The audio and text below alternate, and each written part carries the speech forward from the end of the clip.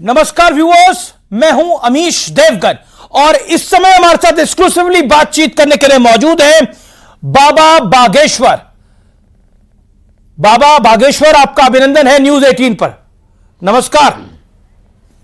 बहुत बहुत धन्यवाद, बहुत बहुत धन्यवाद भैया आपका और न्यूज 18 के सभी दर्शकों का बहुत बहुत धन्यवाद। सीताराम। अक्सर हमने हॉस्पिटल के अंदर मंदिर देखे हैं, लेकिन यह पहली बार होने जा रहा है बाबा कि बागेश्वर धाम में अंदर अस्पताल बनेगा। जी, हमारे जीवन में हमने जो यहाँ क्षेत्र, हमारा बुंदेलखंड क्षेत्र है, बहुत पिछड़ा है। 10-12 जिले यूपी के हैं, 7-8 जिले एमपी के हैं। आर्थिक हीनता है, पलायनवादी बहुत लोग हैं, तो कई बार जब इनको बहुत इमरजेंसी हो जाती थी तो ये झांसी नहीं पहुंच पाते थे। ग्वालियर, झांसी, इधर सतना, रीवा, इधर भोपाल। तो कई बार कई रोगियों का शरीर किसी कारण बस बीच में ही शांत हो जाता था। जब कारण पता लगता था तब ये पता लगता था कि समय पर उपचार नहीं मिला, इसलिए अमुक रोगी की मृत्यु हो गई। ये हमारे हृदय को बहुत झंझोड़ता था कि हम ऐसा क्या कर पाए। तो भगवान की कृपा हुई, मन में संकल्प जगा, सबका सहयोग मिला, तो अब हमने प्रण लिया कि अभी तक अस्पतालों में मंदिर थे, अब हम मंदिर में अस्पताल बनाएंगे, वो भी बुंदेलखंड में, और वो भी बागेश्वर धाम पर। कैंसर हॉस्पिटल ही क्यों? कैंसर अस्पताल क्यों? कैंसर हॉस्पिटल क्योंकि हमारे यहाँ आदिवासी ट्राइबल क्षेत्र बहुत ज्यादा है और वर्तमान में कैंसर सबसे ज्यादा फैलने वाला एक भयंकर रोग हो गया, जो समस्त लोगों के लिए, एक तो उसका इलाज महंगा है, उसका इलाज बहुत रेयर है और वो बहुत कॉस्टली भी है।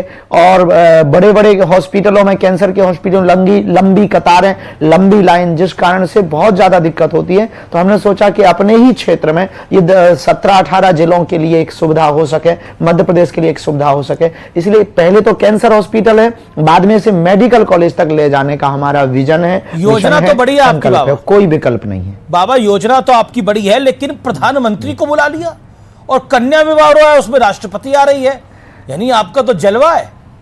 देश के प्रधानमंत्री आ रहे हैं। नहीं, कोई जलवा नहीं है।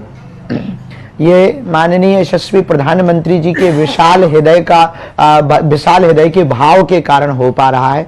हमारे शहर से गांव के, छोटे से गांव को, छोटे से शहर को इतनी बड़ी उपलब्धि देखने को मिल पाएगी। 23 फरवरी को ऐतिहासिक दिन देखने को मिलेगा कि माननीय यशस्वी प्रधानमंत्री जी जो नवाचार के लिए जाने जाते हैं, वो यहाँ पर आकर के माननीय प्रधानमंत्री जी जब शिलान्यास भूमि पूजन करेंगे तो पूरा बुंदेलखंड उनको गदगदता के साथ धन्यवाद और आशीर्वाद देगा। जी, लेकिन आपका ये अस्पताल अति आधुनिक होगा, लेकिन बड़ा सवाल है, यहां पर डॉक्टर आएंगे कैसे? आप आएंगे क्योंकि इलाका बड़ा पिछड़ा है, ये एक बड़ी चिंता की बात है। डॉक्टर कैसे पहुंच पाए? जी, उसके लिए धाम के कुछ डॉक्टर्स के साथ में संवाद चल रहा है और उनके पढ़ाई पर धाम जन सेवा समिति व्यय कर रही है और वेदांता ग्रुप के साथ में अनुबंध की चर्चा चल रही है। उन्होंने लिखित में हमें आश्वासन दिया है कि हम आपके संचालन में संपूर्ण मदद प्रारंभ से लास्ट तक के लिए करेंगे। और भी हॉस्पिटल हैं, शंकर हॉस्पिटल है नागपुर का, इन सब हॉस्पिटलों से संवाद परिचर्चा जारी है और उनके द्वारा हमको मदद मिलेगी और देशी और विदेशी डॉक्टरों का यहाँ पर उच्च चिकित्सक जो परामर्श देंगे और गुणज्ञ चिकित्सकों को बुलाने का पूरा कार्य किया जाएगा उनके रहने के लिए, उनके रहने का। जी बाबा, मेरा अगला सवाल आपसे ये है कि ये अस्पताल आधुनिक होगा निश्चित तौर पर, यहाँ पर विदेश से भी डॉक्टर आएंगे, अच्छे डॉक्टर भी आएंगे, लेकिन बाबा रामदेव तो अंग्रेजी दवाओं और डॉक्टरों पर खूब सवाल उठाते हैं। आपका तो उनके साथ भी कनेक्शन जोरदार है, तो क्या कहना चाहते हैं आप? जी देखिए, कोई भी, सभी विधा अपनी अपनी जगह उचित है। भारत की प्राचीन विधा आर्योवेद है, इसमें किंचित मात्र भी संदेह नहीं है और भविष्य में उसका भी सहयोग लिया जाएगा। आर्योवेद विधा का भी बहुत सी विधाएं जो भारत की हैं, जिन रोगी ठीक हो सकें, किसी भी विधा का अनादर नहीं किया जाएगा। हमारी चाहे आयुर्वेदिक विधा हो, चाहे होम्योपैथी विधा हो, चाहे ये वाली विधा, हमारा उद्देश्य ये है कैसे भी करके रोगी ठीक हो। जी, मुख्यमंत्री हैं, उन्होंने तो ये यहां तक कह दिया है कि ये महाकुंभ अब मृत्यु कुंभ हो गया है। इस पर आप क्या विचार रखते हैं? ये बयान हमको तो नहीं लगता कि उत्तम है, क्योंकि महाकुंभ मृत्यु कुंभ नहीं है, मोक्ष कुंभ है। महाकुंभ सबको सतमार्ग पर ले जाने का है, सनातन संस्कृति के प्रचार प्रसार का है। हाँ, जो घटना हुई है वो बहुत दुखित है, इसमें कोई संदेह नहीं। उस कारण से हृदय में पीड़ा है, सबके मन में क्षोभ है, और कहीं ना कहीं लापरवाही तो है, हुई है, लापरवाही के कारण ये घटना हुई है, तो उस पर कार्यवाही हो, उस पर विचार हो। लेकिन महाकुंभ को मृत्यु कुंभ कहना ये दर्शाता है कि आप शुद्ध सनातन विरोधी हैं। महाकुंभ को मृत्यु कुंभ कहना ना, आप कहते हैं कि सनातन विरोधी है। लेकिन मेरा अगला प्रश्न आपसे है, थोड़ा वीडियो लिंक में प्रॉब्लम हो रहा है। मेरा अगला प्रश्न आपसे है कि क्या आपको लगता है कि लालू यादव ने बोला ये कुंभ जो है फालतू की चीज है, इस पर आपका विचार क्या है बाबा? हम अब किसी नेताओं के वाणी पर बहुत ज्यादा अपनी प्रतिक्रिया नहीं देते हैं, लेकिन महाकुंभ फालतू है, अध्यात्म का है, इस पर आपकी राय क्या है? बिल्कुल अध्यात्म की बात है, नहीं ये तो, लेकिन लोग तो श्रद्धा भाव से जाते हैं। हाँ जी, ये नहीं, जिंदगी में फालतू अगर महाकुंभ आप कहेंगे तो हज यात्रा भी फालतू है, उनको ये भी बोलना चाहिए। फिर जो है फालतू तो फिर कैंडल जलाना भी है, फालतू रविवार को चर्च में जाना भी फालतू है। मैं बाबा आपको रोकना चाह रहा हूं, आपके वीडियो लिंक में कुछ दिक्कत आ रही है, दोबारा आपको हम कनेक्ट कर रहे हैं। कुछ वीडियो लिंक में बड़ी दिक्कत आ रही है और आपको वीडियो बार बार कट रहा है, मैं दोबारा आपको हम कनेक्ट कर रहे हैं। अच्छा, दोबारा आपको हम कनेक्ट कर रहे हैं, दोबारा पीसीआर कनेक्ट करिए एक बारी। जी भैया जी, दोबारा एक बार पीसीआर कनेक्ट करिए एक बार फिर। जी, मैं सवाल पूछ रहा था आपसे कि मैं आपसे सवाल पूछ रहा था कि ये जो नेतागण कह रहे हैं, एक ममता बनर्जी पर तो आपने बात कही, लालू यादव कह रहे हैं कि फालतू है महाकुंभ। क्या महाकुंभ जैसी चीज फालतू हो सकती है जिसमें करोड़ों श्रद्धालु जा रहे हैं? नेताओं के बयान पर हमें टिप्पणी तो नहीं करनी चाहिए, पर हम एक बात स्पष्ट कर देना चाहते हैं कि अगर महाकुंभ फालतू है तो हज यात्रा भी फालतू है, चर्च में जाना भी फालतू है, चादर चढ़ाना भी फिर फालतू है, फिर तो कैंडल जलाना भी फालतू है, फिर तो जो है बुद्धिज्म को मानना भी फालतू है। इस देश में फिर तो माता पिता को माँ बाप कहना भी फालतू है। वो हमारी आस्था का प्रतीक है, जहां करोड़ों लोग जा रहे हैं वो फालतू नहीं है। अपनी अपनी संस्कृति को मानने का, जानने का, प्रचार करने का, प्रसार करने का अधिकार संविधान में है। इस प्रकार के बयानों से सबको बचना चाहिए और एक सनातन पर ही टारगेट नहीं करना चाहिए। जी, लेकिन ऐसा क्या हो गया है? क्योंकि कहा जाता है कि जातियों में बटा हुआ समाज है, और जाति है, हिंदुओं में बहुत जाति है। आपने तो एक बड़ी यात्रा भी निकाली जो बहुत सफल भी हुई, लेकिन हिंदुओं में जातियों में बटा हुआ समाज है। लेकिन महाकुंभ में यह जाति नहीं दिखने को मिल रही। कोई वहां पर सैनी, शाक्य, मौर्य, दलित, महादलित, पिछड़ा, अति पिछड़ा नहीं दिख रहा, ब्राह्मण, ठाकुर नहीं दिख रहा, वहां पर सब एक दिख रहे हैं। दिक्कत यह है कि आपको लगता है, या फिर आपको लगता है कि यह भारतीय जनता पार्टी हमें लगता है इसको एजेंडा बना लगता है? नहीं, हमको लगता है कि महाकुंभ ने भारत को प्रेजेंट किया और भारत ने सनातन को प्रेजेंट किया। वहां पर कास्टिज्म नहीं था, राष्ट्रिज्म था। राष्ट्रिज्म होने के कारण भारत में एक अनूठी परंपरा महाकुंभ से प्रारंभ हुई है कि देश एकता की तरफ बढ़ चढ़ा। क्या अंगड़ा और क्या पिछड़ा एक जगह डुबकी लगा रहे, क्या आचार्य और क्या शंकराचार्य एक जगह डुबकी लगा रहे थे, क्या अमीर और क्या गरीब एक जगह डुबकी लगा। प्रोटोकॉल अलग अलग हो सकते हैं, जाने के रास्ते में वीआईपी मूवमेंट हो सकते हैं, पर गंगा के लिए तो दोनों एक थे। ना अमीर उनके लिए था कोई, ना कोई गरीब था। सब हिंदू थे, सब हिंदुस्तानी थे, सब भारतीय थे और पूरे विश्व के लोग थे, सब मानव थे और मानव सभ्यता के साथ त्रिवेणी ने स्वीकार किया। तो बहुत अनूठा मैसेज पूरी दुनिया में गया। लेकिन मेरा फिर सीधा सवाल है, महाकुंभ और सनातन को टारगेट क्यों किया जाता है? पहले बोला गया कि सनातन एचआईवी एड्स है, फिर कहा गया कि महाकुंभ फालतू है, फिर कहा गया कि महाकुंभ मृत्यु कुंभ है। सनातन ही टारगेट क्यों? आपको क्या लगता है? क्योंकि सनातन के कुछ लोग बुजदिल हैं, वो जवाब नहीं देते हैं, चुप रहते हैं, जिस कारण से इनके बोलने की बातों में बड़बोलापन लगातार बढ़ता ही जा रहा है। इसलिए हम इस देश को हिंदू राष्ट्र चाहते हैं, ताकि आप कायदे में बोलेंगे, कायदे में रहेंगे तो फायदे में रहेंगे। कायदे में रहेंगे, फायदे में रहेंगे। लेकिन कांग्रेस के एक नेता है जो कि लगातार बयान दे रहे हैं। हालांकि कुछ हिंदू संगठनों ने बोला कि उनका मुंह काला हो जाना चाहिए, ये मैं नहीं कह रहा, कुछ हिंदू संगठनों ने बोला, वो आपको चैलेंज दे रहे हैं। मैं नेता का नाम नहीं लूंगा, लेकिन वो आपको चैलेंज दे रहे हैं। कांग्रेस के एक नेता हैं, क्यों आपको लगता है कि आपको क्यों टारगेट किया जा रहा है? कोई नहीं, हम तो सबके हैं, हम किसी पार्टी के थोड़ी हैं। अब हमें टारगेट पता नहीं क्यों किया जा रहा है इस देश में। कई बार ना हमें लगने लगता है कि अब हमको वाटर प्रूफ की जगह गाली प्रूफ हो जाना चाहिए। वाटर प्रूफ की जगह गाली प्रूफ हो जाना चाहिए। लेकिन ये अपशब्द अच्छा लेकिन ये अपशब्द क्यों? वो आपके साथ शास्त्रार्थ की प्रतियोगिता करना चाहते हैं और हिंदू संगठन कह रहे हैं कि एक पीठाधीश्वर के लिए तो ये बोलना गलत ही रहेगा तुम्हारे लिए। बोलिए क्या कह रहे हैं बाबा? हमने ये कहा कि अगर किसी को शास्त्र करना है, वो जो आपने शास्त्रार्थ करना है, हम तो शास्त्र जानते, जितना जानते उतना ही बोल देंगे। आप आ जाएं, उनको जरूर कह दें, हमारा तो दर खुला है और हम किसी राजनेताओं को जवाब नहीं देना चाहते हैं जी। लेकिन चलिए मैं फिर धर्म की बात कर लेता हूं। ममता कुलकर्णी को लेकर एक विवाद हुआ, अखाड़े को लेकर आपने भी बोला कि यह सही नहीं है। अब दोबारा उनको महामंडलेश्वर की नियुक्ति उनकी हो गई है। क्या कहना चाहते हैं इस विवाद पर, ममता कुलकर्णी वाले मामले पर? एक बॉलीवुड की हीरोइन है, सबको सम्मान से काम करने का अधिकार है, लेकिन महामंडलेश्वर की पदवी सवालों में आ जाती है कई बार। थोड़ा सा तो लगता है कि पदवी प्रभाव से नहीं होनी चाहिए, साधु स्वभाव से होना चाहिए। फिर भगवान, हमारे देश में आचार्य हैं, शंकराचार्य हैं, वो जो निर्णय लेंगे वो उचित लेंगे। उनके निर्णयों पर हम किंतु परंतु नहीं कर सकते जी। बिल्कुल आपकी बात सही है, लेकिन ये बॉलीवुड को लेकर आपका प्यार भी है, आपका दुलार भी है, लेकिन आपका गुस्सा भी है। अब मैंने देखा आपके कार्यक्रम के अंदर आपकी जो पदयात्रा चल रही थी उसमें संजय दत्त जैसा सुपरस्टार सड़क पर बैठ गया था। तो बॉलीवुड पर आपको गुस्सा भी आता है, लेकिन बॉलीवुड आप वाले आपसे आशीर्वाद लेने भी आते हैं। मैंने बड़े बड़े स्टार्स को आपके पास आते हुए देखा आशीर्वाद लेने के लिए। नहीं, हमारे हर रास्ते में दोनों पक्ष हैं। हम सत्य को सत्य और असत्य को असत्य बोलते हैं।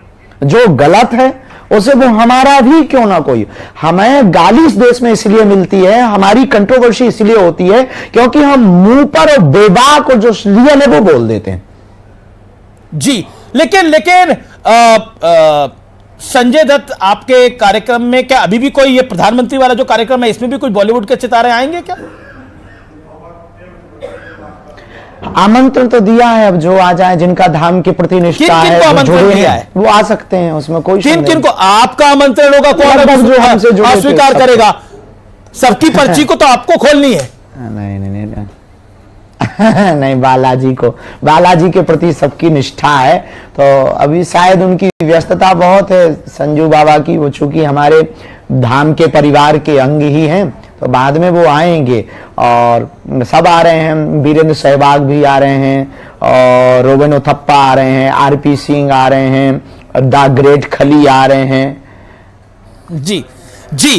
और बहुत लोग हैं जिनके हम नाम नहीं ले पाए हैं। नहीं बिल्कुल बिल्कुल बिल्कुल बिल्कुल। लेकिन मेरा अगला सवाल आपसे यह है कि आपकी राय के अंदर जो दिल्ली का नया मुख्यमंत्री है उसको क्या काम करने चाहिए? क्योंकि आप तो दिल्ली में आए भी थे, प्रवेश वर्मा के लिए आपने प्रचार भी किया था, लेकिन दिल्ली के नए मुख्यमंत्री को आपकी राय में 2 काम कौन से करने चाहिए?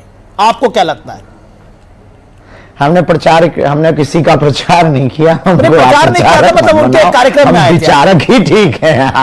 उनके कार्यक्रम में आए थे। मंडल का कार्यक्रम था, वो हमारे कार्यक्रम, हमारे मंडल का कार्यक्रम था, वो हमारे कार्यक्रम में। वो आपके कार्यक्रम में। हाँ, मतलब कान को इधर से पकड़ो या उधर से पकड़ लो, पकड़ा ही है कान को। मेरा प्रश्न ये है कि दिल्ली के मुख्यमंत्री को 2 काम कौन से करने चाहिए? बाबा बागेश्वर का आदेश क्या है दिल्ली के मुख्यमंत्री के लिए? हम आदेश तो नहीं दे सकते हैं क्योंकि हम कोर्ट नहीं है, पर हम सलाह दे सकते हैं। क्या सलाह है? यमुना जी साफ हो जाएं, वो सर्वविदित ही है जी।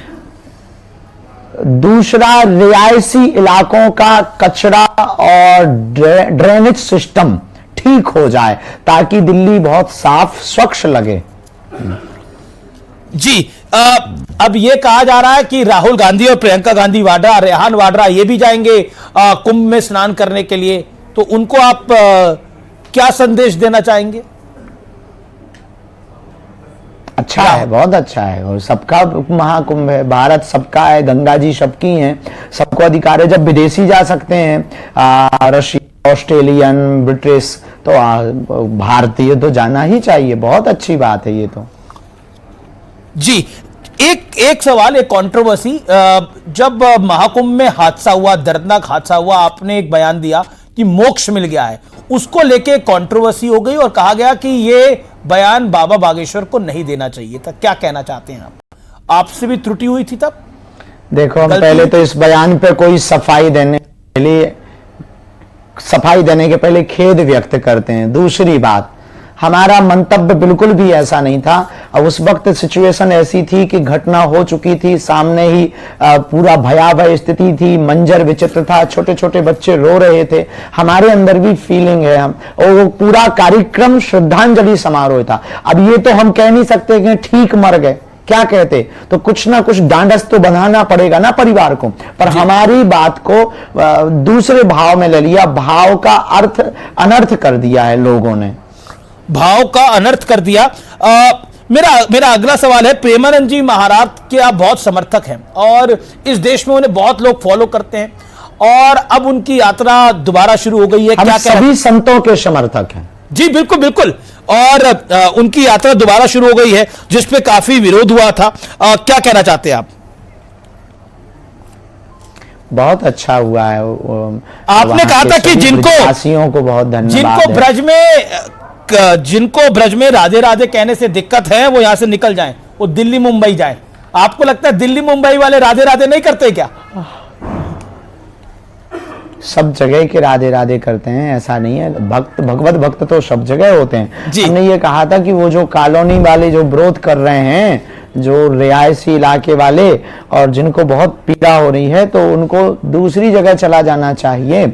और ब्रज में तो राधे ही राधे होगा, क्योंकि सब ब्रजवासी श्री ठकुरानी जी के शरणागत ही है ना, और ब्रजवासी तो सब ठकुरानी जी के ही है ना। तो इस कारण से हमने वो वक्तव्य को बोला था। जी, मेरे आखिरी दो सवाल हैं। लोकसभा चुनाव में भारतीय जनता पार्टी की मन मुताबिक सीटें नहीं आई थी, 240 आई थी, बीजेपी पीछे रह गई थी और ऐसा लग रहा था कि अब पीछे की तरफ जाएगी। लेकिन प्रधानमंत्री ने नारा दिया, एक है तो सेफ है। योगी आदित्यनाथ ने नारा दिया, बटोंगे तो कटोंगे, और बटोंगे तो कटोंगे पे आपने बोला इसमें गलत बात क्या है? क्या आपको लगता है कि इसी वजह से हरियाणा, महाराष्ट्र और दिल्ली में प्रचंड जीत हुई है? ये जो हिंदू डिवाइड नहीं हुआ, आप क्या कहना चाहते हैं इस विषय पर? आप भी कहते हैं हिंदू डिवाइड नहीं होना चाहिए, पर हम राजनीति के लिए नहीं कह सकते। क्या सबको अपना अपना अधिकार है वोट देने का, वो अपने हिसाब से वोट दें। तो भारत तो आजाद है, स्वतंत्र है, तो वोट डालने वाले भी स्वतंत्र हैं। पर जो देश के लिए काम करे, राष्ट्र के लिए काम करे, सनातन के लिए काम करे, उसी को जो है गरिमामय पद पर बैठना चाहिए। क्या जातिगत जनगणना होनी चाहिए?